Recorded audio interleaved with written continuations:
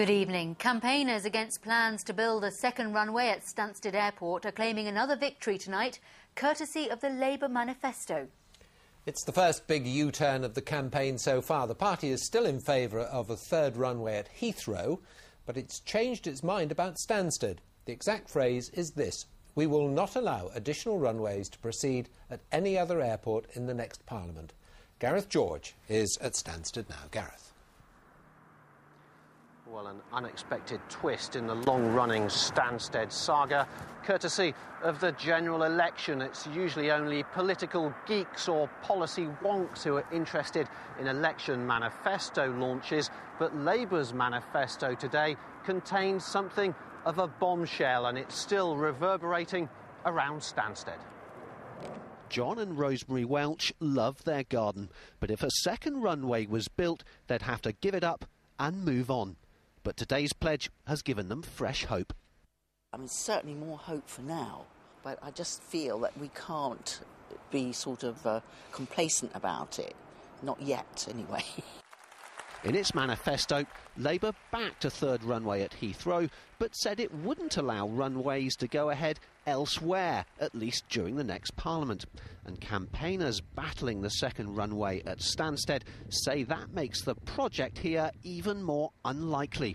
They also claim the figures show there's no longer a need for it. Stansted already has permission to go up to 35 million passengers on its existing runway. In 2007, it got up to 24 million, but passenger numbers have since slipped back to just under 20 million. At the Three Horseshoes pub, which would also go if a second runway was built, Stop Stansted Expansion called on BAA to withdraw its planning application. We'd like BAA to face up to the fact that this second runway application isn't going anywhere. It should withdraw its application and remove the blight which has hung over the community for so long and which is set to continue as long as their application is in place. The Conservatives and the Lib Dems have already said they'll shelve plans for a second runway at Stansted.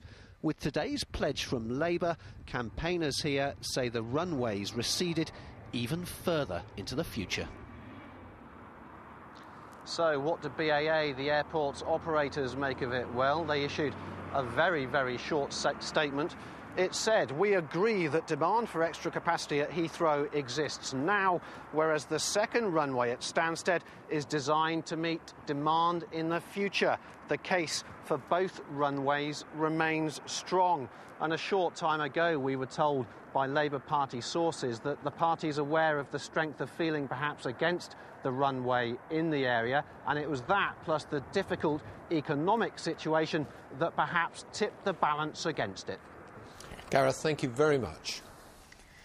Last Thursday, it was David Cameron in Norwich. On Friday, it was Gordon Brown in Stevenage.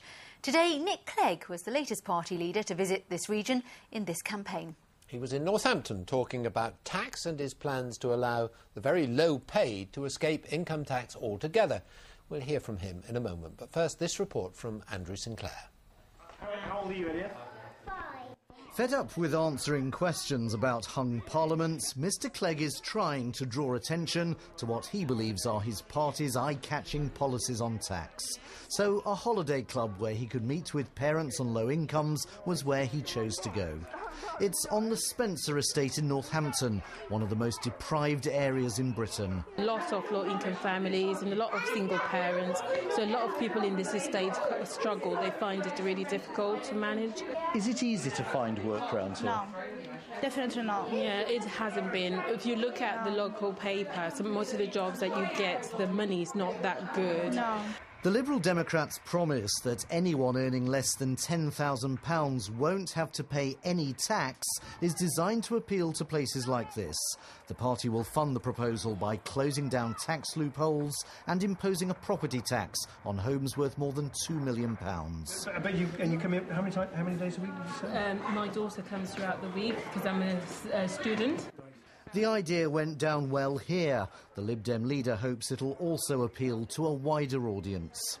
Mr Clegg's main target seats in our region are Norwich South and Chelmsford, but Northampton is also a place where they might just pull off a surprise. In both seats last time, they came third. But boundary changes and recent council election results have given the party cause for hope. Since the election was called, the party hasn't moved much in the opinion polls. The Lib Dems hope that'll now change as its policies receive greater publicity and scrutiny. Andrew Sinclair, BBC Look East in Northampton. Well, when Mr Clegg had finished meeting the people and the press, he told me about his visit and what he'd been telling people in Northampton about his plans for tax reform. We're the only party in this election who have a plan to give people a fair tax break so that they pay no tax on the first £10,000 they earn. That's £700 back in the pockets of the vast majority of taxpayers in this country. But, of course, it needs to be paid for. And I was explaining how we would pay for it by, for instance, closing the huge loopholes in the tax system, which at the moment are only exploited by the very wealthy. So what we say is fewer loopholes for the very wealthy and a fair tax break for everybody else. I'm reminded of that saying, you're going to squeeze the rich until the pips squeak. No, we're not going to squeeze the pips until, whatever it is, squeeze the rich until the pips squeak. We're going to do something much simpler, which is say that the very rich, the very wealthy, should simply pay their fair share. I think, for instance, it is just wrong. It is just wrong that a greedy banker from the City of London can pay a lower rate of tax under Labour, under Gordon Brown's tax system, on his capital gains, well, that's income to you and me, than their cleaner does on their wages. One of the problems that we have in places like Northamptonshire is that many jobs have gone overseas. It's much easier and much cheaper for businesses to relocate where the wage bill is going to be much lower. What would you do to stop that happening? Well, I think we can't just pull up the drawbridge. I mean, let's remember there are many, many people in this country going, work abroad, and British companies invest abroad, and that's good for us, and vice versa. But I think we need to have a level playing field in the rules that we have. So you wouldn't stop, though, say, a shoe manufacturing company going overseas where it can make the shoes much cheaper rather than keeping British jobs? I don't think you can, in this day and age, just sort of stop companies from choosing to relocate. But what we need to do is make sure that when companies come into this country and take over British companies and invest in Britain, they do it in a way which respects the rules and doesn't lead to companies just making a fast buck, speculators making a fast buck by buying and selling on a short-term basis the shares in those companies. We've got to make sure that everybody plays by the same rules so that the protections that are given to workers in other countries are also provided to workers in this country too. Mr Clegg, thank you very much for being with us. Thank you very much. Later in the programme,